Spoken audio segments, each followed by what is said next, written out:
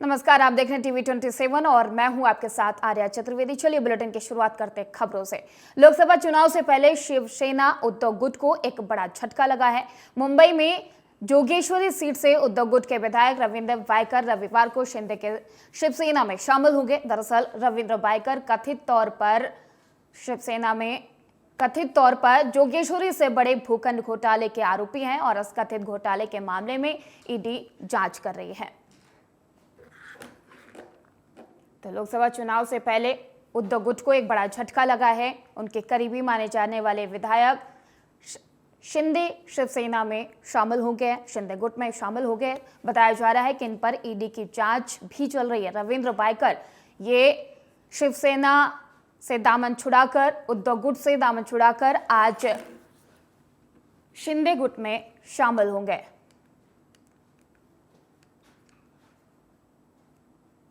तो आपको बता दें कि लोकसभा चुनाव से पहले उद्धव गुट को एक बड़ा झटका लगा है।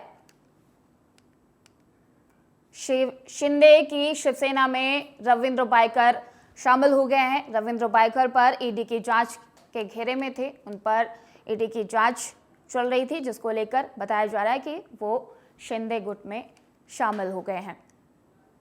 शिंदे की शिवसेना में रविंद्र वायकर शामिल हुए हैं।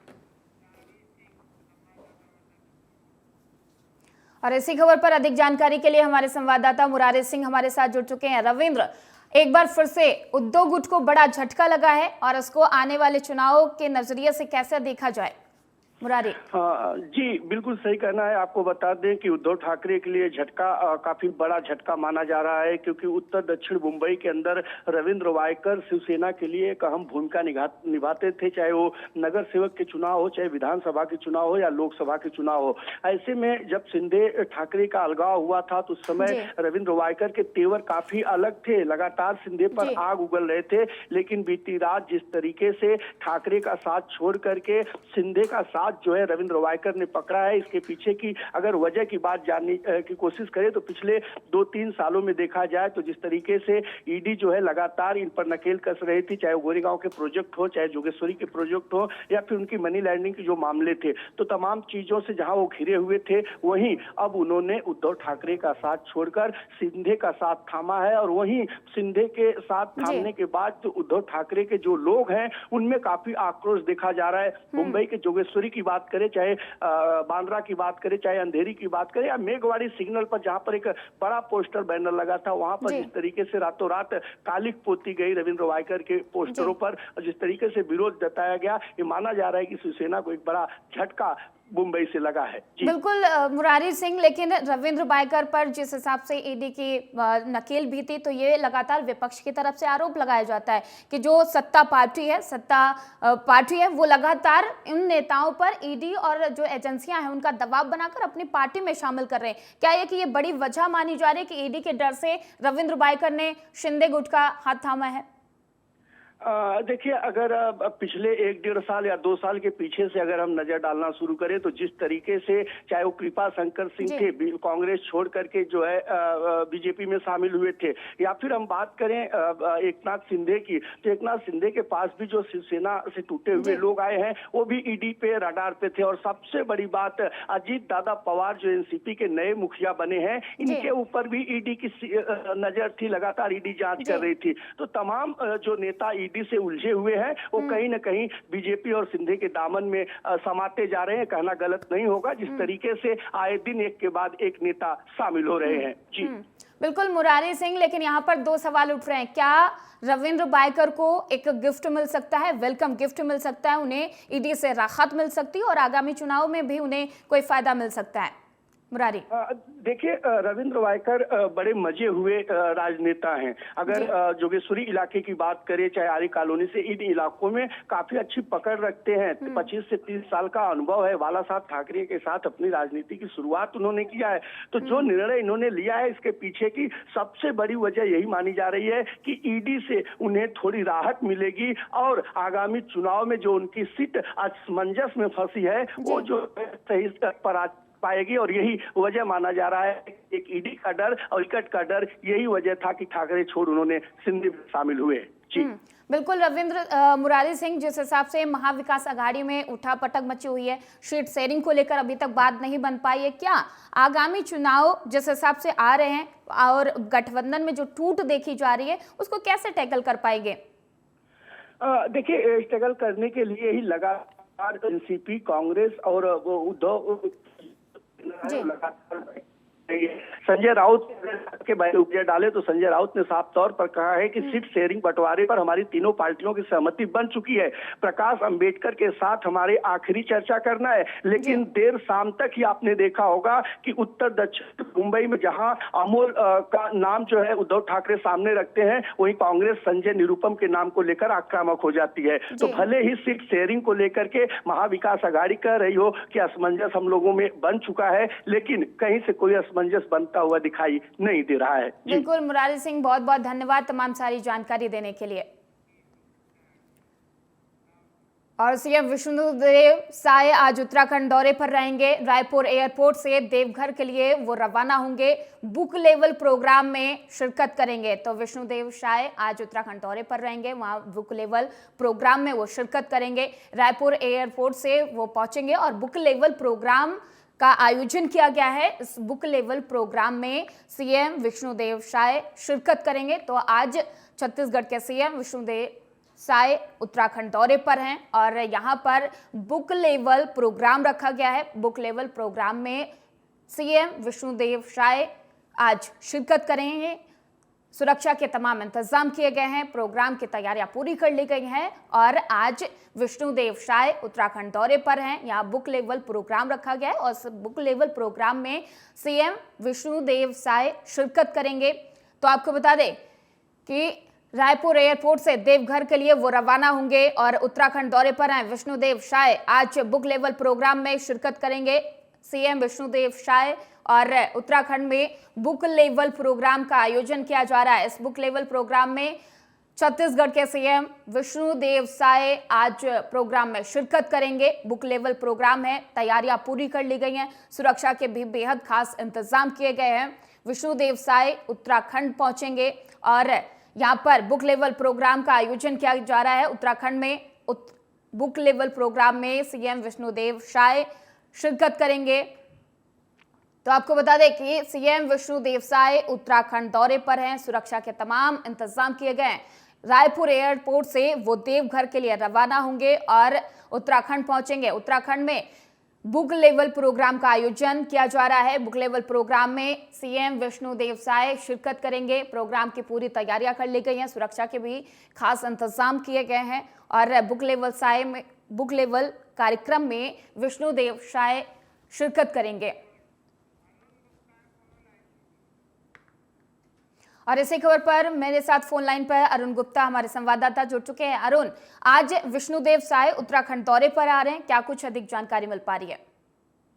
बिल्कुल, लोकसभा चुनाव है। लोकसभा चुनाव को देखते हुए तमाम आला नेताओं का जो है लगातार दौरा जारी है। इसी दरमियान जो है छत्तीसगढ़ के मुख्यमंत्री जो है विष्णुदेव साय झारखंड के आज दौरे पे रहेंगे। रायपुर से सुबह 9 बजे एयरपोर्ट से रवाना होंगे और देवघर 12 बजे पहुंचेंगे, जहां बाबा वैद्यनाथ का दर्शन करेंगे। इसके बाद एक्सक्लूसिव गार्डन देवघर में बैठक आयोजित होगी। बैठक के बाद जो है झारखंड के दुमका में ही बूथ लेवल कार्यक्रम होंगे, जिसमें बूथ लेवल कार्यक्रम में जो है सीएम वहां शामिल होंगे और चुनावी मंत्र देंगे। इसके बाद शाम को जो है 5:40 के आसपास में जो है तो रायपुर लौटेंगे। बिल्कुल अरुण, लेकिन ये बुक लेवल कार्यक्रम रखा गया है, इसकी क्या कुछ तैयारियां की गई हैं? इसमें कौन कौन बड़े नेता शामिल होने वाले हैं विष्णुदेव के साथ साथ? अरुण बिल्कुल, ये बूथ लेवल जो कार्यक्रम है पूरा झारखंड के दुमका में होने वाला है, जिसमें जो भाजपा के बड़े नेता है वो शामिल होंगे। जैसे छत्तीसगढ़ के मुख्यमंत्री हो गए, झारखंड के हो गए तथा अन्य बड़े नेता भी शामिल होने का अंदेशा जताया जा रहा है। कुल मिला के बूथ लेवल एक ऐसा कार्यक्रम है जो जनता से सीधे संवाद करेंगे और जो पार्टी के पदाधिकारी हैं उनसे मुलाकात करेंगे, उनसे चर्चा करेंगे और चुनावी पूरी रणनीति जो है तो पूरी चुनावी रणनीति बनाई जाएगी। बिल्कुल अरुण, लेकिन अगर 2014 से देखा जाए तो उत्तराखंड में युवाओं की भागीदारी रही है बीजेपी को जिताने के लिए, और क्या ये एक बड़ी वजह फिर से मानी जा रही है कि 2024 में फिर से बूथ लेवल को एक तरह से मजबूत किया जा रहा है बीजेपी की तरफ से और युवाओं को हनुमान की तरह गंगा नैया पार कराने के लिए आगे उतारा जा रहा है? अरुण बिल्कुल। एक जो चुनाव में युवाओं का एक अहम रोल होता है। युवा जो है इसके लिए सबसे आगे आते हैं, जहां युवाओं से सीधे संवाद भी किया जाएगा। बूथ लेवल कार्यक्रम जो है झारखंड के जिले से लेकर ग्रामीण अंचल तक एक बूथ लेवल का ग्राम पंचायत स्तर तक का पूरा बना के और बातचीत सीधे जनता से संवाद करेंगे। बूथ लेवल कार्यक्रम में जो युवा है, युवाओं को भी जो है चुनावी मंत्र देंगे, कैसे किस तरीके से हमें चुनाव जीतना है। और भाजपा की एक रणनीति जो है, कहा जा सकता है कि नीचे से लेके ऊपर तक के जो एक जो लेवल बना के रखे हैं कार्यक्रमों का, एक बूथ लेवल जिसको बोलते हैं, एक युवाओं से संवाद तथा युवाओं के बीच में जितने पदाधिकारी पार्टी है उनको जो है चुनावी मंत्र देना, उनको तैयार करना। जी बिल्कुल, बहुत बहुत धन्यवाद अरुण तमाम सारी जानकारी देने के लिए। लखनऊ के अकबर नगर में ध्वस्तीकरण की कार्रवाई के दौरान पुलिस और एलडीए की टीम पर पथराव की खबर सामने आई है। बता दें कि पुलिस और एलडीए की टीम हाई कोर्ट से ऑर्डर मिलने के बाद ध्वस्तीकरण के लिए पहुंची थी और अवैध बिल्डिंग को ध्वस्त करने के दौरान कुछ लोगों ने अफवाह फैलाई कि बिल्डिंग की छत के नीचे कुछ दब गए हैं, जिसके बाद मौजूद लोगों ने पुलिस पर पथराव कर दिया।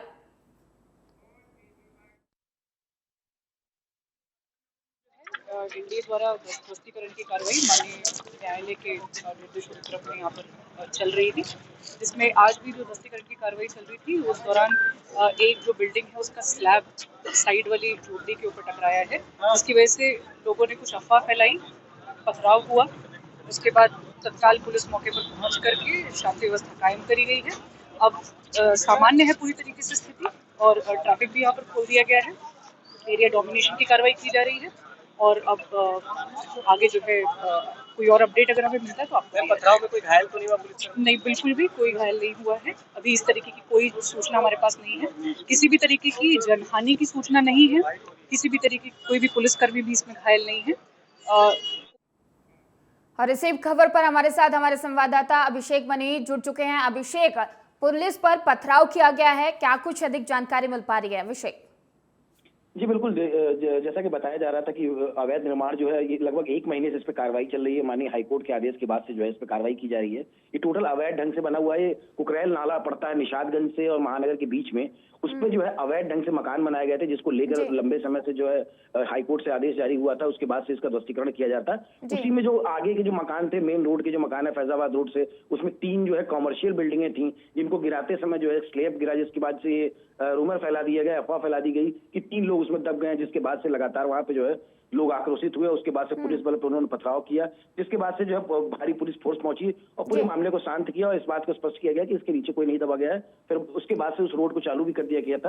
हालांकि मौके पर अगर बात करें, डीसीपी सेंट्रल अपर्णा रजक पहुंची थी, तमाम ऐसे अधिकारी थे। जो एलडीए की वीसी की बात करें तो वही इंद्रमणि त्रिपाठी वही मौके पर पहुंच गए थे। तो तमाम ऐसे आला अधिकारी थे जो मौके पर पहुंचे और फिर जो भी चीजें नहीं वो शांतिपूर्ण ढंग से शांत करा दी गई। जी बिल्कुल अभिषेक, लेकिन ये कोर्ट के आदेश के बाद ध्वस्तीकरण किया जा रहा था, उसके बाद सवाल ये भी खड़ा हो रहा है कि अफवाह किसने फैलाई? आखिरकार उसके खिलाफ क्या कोई जांच बिठाई गई या जांच की जा रही है जिसने ये अफवाह फैलाई और उसके बाद पुलिस पर पथराव किया गया? अभिषेक जी बिल्कुल, देखिए आपको बताएं, ध्वस्तीकरण के आदेश हुए तो उसको बहरहाल उसमें जो मेन रोड की जो कमर्शियल बिल्डिंगें हैं उनको तोड़ने के तो सख्त आदेश है, लेकिन उसके पीछे ही कम से कम करीब 150 मकान ऐसे हैं जिसमें लोग रहते हैं, जिसको लेकर हाईकोर्ट ने ये रोक लगा दी थी 31 मार्च तक वो खुद ही अपने मकान को खाली कर दें और चले जाए। तो इसमें हजारों की तादाद में अभी भी लोग वहां पे हैं, उनमें से ही किसी अराजक तत्व ने अफवाह फैलवाई है। हालांकि उसके बारे में पुलिस जांच कर रही होगी, जो भी निष्कर्ष सामने आएगा, जो भी इसमें अभी पाया जाएगा वो पकड़ा जाएगा, उस पर कार्रवाई की जाएगी। फिलहाल मामला शांतिपूर्ण ढंग से चल रहा है, जो ध्वस्तीकरण का कार्यक्रम चल रहा है। 31 मार्च तक का समय दिया गया है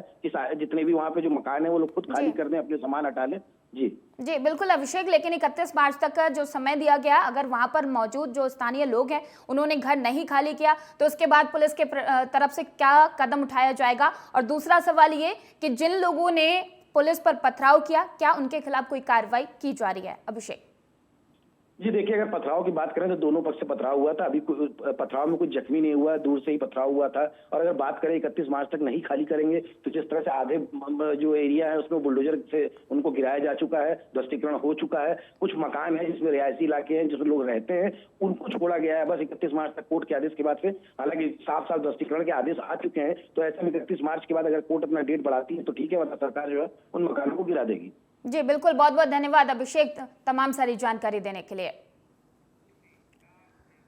और इलेक्टोरल बॉन्ड की याचिका पर आज सुप्रीम कोर्ट में सुनवाई होगी। 7 जजों की बेंच इस पूरे मामले पर सुनवाई करेगी। 30 जून तक एसबीआई ने समय मांगा है और अब इलेक्टोरल बॉन्ड पर सुप्रीम कोर्ट सुनवाई करेगा। दरअसल एसबीआई ने 30 जून तक के लिए समय मांगा था और आज इस पूरे मामले पर कोर्ट सुनवाई करेगा। अब देखने वाली बात होगी कि क्या एसबीआई को राहत मिलेगी या फिर कोई और फैसला सुनाया जा सकता है।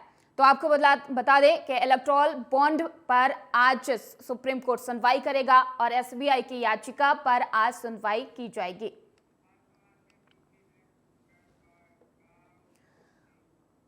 और मुख्यमंत्री डॉक्टर मोहन यादव के ग्वालियर से लौटने के बाद सामान्य प्रशासन विभाग ने कमिश्नर, कलेक्टर और पुलिस अधीक्षक के तबादले कर दिए हैं। ग्वालियर कमिश्नर दीपक सिंह को माल सिंह भैडिया के स्थान पर इंदौर कमिश्नर और आयुक्त फील्ड नर्मदा घाटी विकास प्राधिकरण का अतिरिक्त प्रभार दिया गया है। वहीं ग्वालियर कलेक्टर अक्षय कुमार सिंह को मंत्रालय में अपर सचिव पदस्थ किया गया है। पुलिस अधीक्षक राजेश सिंह अब सहायक पुलिस महानिरीक्षक पुलिस मुख्यालय होंगे।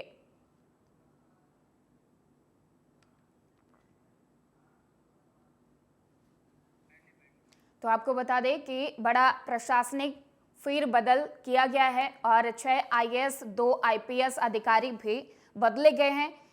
सीएम के दौरे के बाद ग्वालियर कमिश्नर को भी बदल दिया गया है, उनके तबादले कर दिए गए हैं।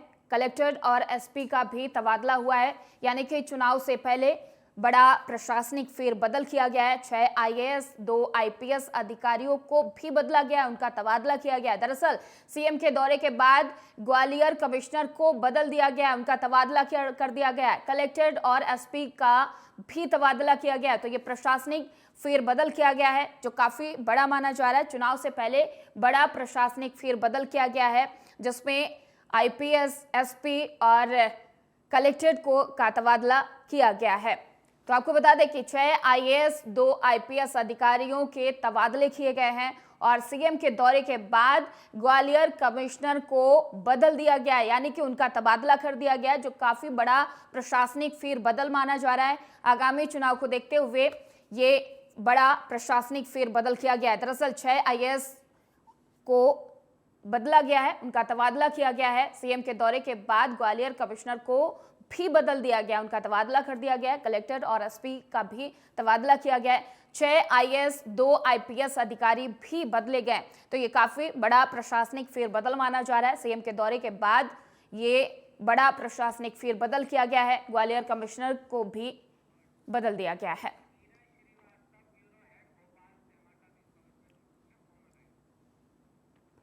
और नीरज श्रीवास्तव ब्यूरो हेड हमारे साथ जुड़ चुके हैं। नीरज जी, जिस हिसाब से ये बड़ा प्रशासनिक फेरबदल चुनाव से पहले किया गया है, इसको किस लिहाज से देखा जाए? नीरज जी देखिए, बिल्कुल अब लोकसभा चुनाव काफी नजदीक है और सत्ताधारी दल चाहता हमेशा से ही ये परिपाटी रही है कि जो सत्ताधारी दल होता है वो अपने हिसाब से जो है अधिकारियों की सेट करता है अपनी अपनी जगह पर। तो हालांकि लगातार जो शिकायतें ग्वालियर से मिल रही थी, ज्योतिरादित्य सिंधिया भी कल जो है मुख्यमंत्री डॉक्टर मोहन यादव साथ में थे, तो कहीं ना कहीं एक बड़ा प्रशासनिक फेरबदल कल मुख्यमंत्री डॉक्टर मोहन यादव के दौरे के बाद तो ग्वालियर में देखने को मिला, जिसमें के जो कमिश्नर है, कलेक्टर है और एसपी है, उनको बदल दिया गया और इसके साथ ही 6 जी भी की है। जिस तरह से कमिश्नर को जो है गया है माल सिंह भगवड़िया के पर इंदौर कमिश्नर और आयुक्त जो है नर्मदा घाटी बनाया गया है, तो कहीं ना कहीं एक बड़ा प्रशासनिक जो फेरबदल है वो चुनाव से पहले देखने को मिला है मध्य प्रदेश में। जी बिल्कुल नीरज जी, लेकिन जिस हिसाब से ये बड़ा प्रशासनिक फेरबदल हुआ है, सीएम के दौरे के बाद जो ग्वालियर के कमिश्नर थे उनको भी बदल दिया गया, इसके पीछे की क्या कुछ वजह मानी जा रही है कि चुनाव को देखते हुए ये सारे कदम उठाए गए हैं या फिर कोई और वजह भी हो सकती है? नीरज जी देखिए, एक पहली बात, कमिश्नर कलेक्टर इनको जमे हुए तो लंबा समय हो गया था और दूसरी बात, चुनाव जिस तरह से लगातार शिकायतें मिल रही थी, पिछले विधानसभा चुनाव में भी जो शिकायतें प्राप्त हो रही थी, तो उसके आधार पर कहीं ना कहीं लोकसभा चुनाव के हिसाब से अब जो है सरकार अधिकारियों की जमावट करने में जुट गई है। हालांकि डबल इंजन सरकार है, केंद्र सरकार भी बीजेपी की है और राज्य सरकार भी बीजेपी की है, तो कहीं ना कहीं पूरी जमावट के चलते ये सभी जो है इनको बदला गया है। पुलिस अधीक्षक राजेश सिंह जो है कि सहायक पुलिस महानिरीक्षक पुलिस मुख्यालय इनको बनाया गया है और साथ में संजीव कुमार झा को विशेष कार्यकारी अधिकारी सह आयुक्त संबल संभाग बनाया गया है। तो एक बड़ा प्रशासनिक फेरबदल है। हालांकि चुनाव के दौरान कोई भी चुनाव होने वाला होता है, उसके दौरान सत्ताधारी दल ये चीजें देखने को मिलती है कि प्रशासनिक फेरबदल बड़े पैमाने पर किया जाता है। जी, बहुत बहुत धन्यवाद नीरज जी तमाम सारी जानकारी देने के लिए। और बेमेतरा जिले के मंडी प्रांगण में मैतारी वंदन सम्मेलन का आयोजन किया गया। कार्यक्रम में कैबिनेट मंत्री दयाल दास बघेल ने हिस्सा लिया, जहां उनकी मौजूदगी में देश के प्रधानमंत्री नरेंद्र मोदी ने वर्चुअल माध्यम से जिले के 2,54,000 हितग्राहियों को मैतारी योजना का लाभ दिया और महिलाओं के खाते में रुपए की राशि आपको बता दें कि दी गई है। और इस मौके पर कैबिनेट मंत्री हितग्राहियों को संबोधित करते हुए उन्होंने मोदी की गारंटी पूरी होने महिलाओं को बधाई और शुभकामनाएं दी हैं। मैतारी वंदन योजना का लाभ मिलने से हितग्राहियों में खुशी की लहर है। महिलाओं ने देश के प्रधानमंत्री नरेंद्र मोदी के साथ प्रदेश के विष्णुदेव सरकार का धन्यवाद किया है। कार्यक्रम में जिले भर से आए हजारों महिलाओं ने हिस्सा लिया।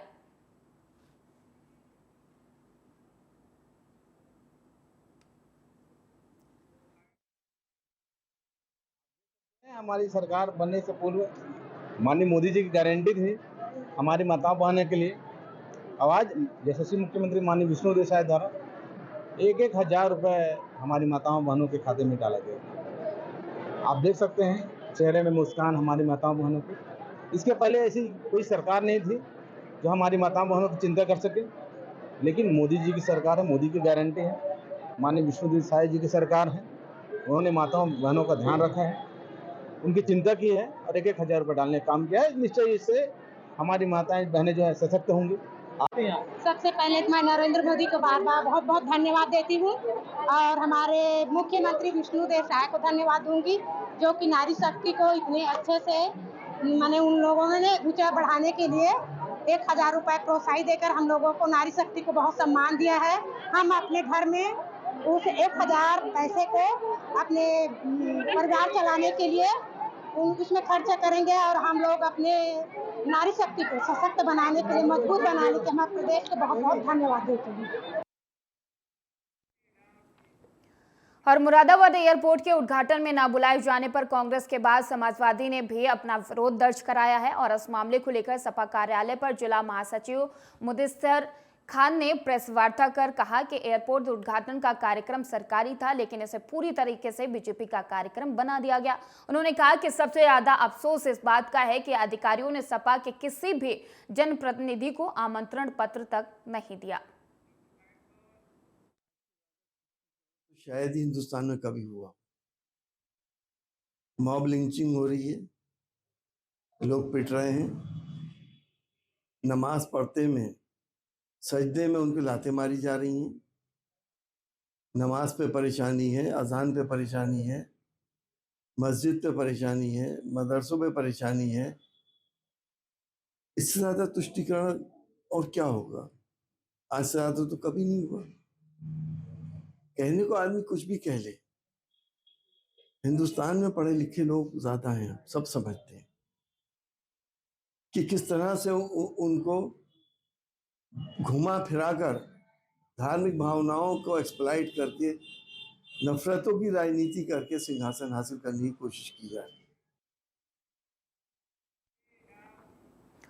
बेमेतरा जिले के मंडी प्रांगण आपको बता दें कि झांसी पुलिस का अवैध नशे के खिलाफ अभियान जारी है और इसी अभियान के तहत पुलिस ने रेस्टोरेंट में चल रहे अवैध हुक्का बारों पर छापेमारी की है। पुलिस ने हुक्का बार संचालकों को गिरफ्तार कर आगे की कार्रवाई शुरू कर दी है। तो आपको बता दें कि हुक्का बारों पर शिकंजा कसा गया है। पुलिस प्रशासन ने छापेमारी कर अवैध हुक्का बार संचालक को गिरफ्तार किया है।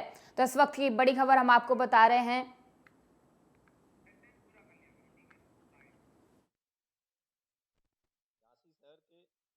थाना क्षेत्रों में हुक्का बार जो अवैध ढंग से जो रेस्टोरेंट चला रहे थे, उनके विरुद्ध अभियान चला के कार्रवाई की गई है, जिसमें कुल 6 जगहों से 6 रेस्टोरेंटों से हुक्का बार पकड़े गए हैं। उसमें कुल 28 हुक्का तथा कुल 11 लोगों को गिरफ्तार किया गया है। इनके विरुद्ध उचित धाराओं में अभियोग पंजीकृत कर अग्रिम वैधानिक कार्रवाई की जा रही है। और फिलहाल इस बुलेटिन में इतना ही। देश और दुनिया की तमाम खबरों के लिए देखते रहिए TV 27 न्यूज़।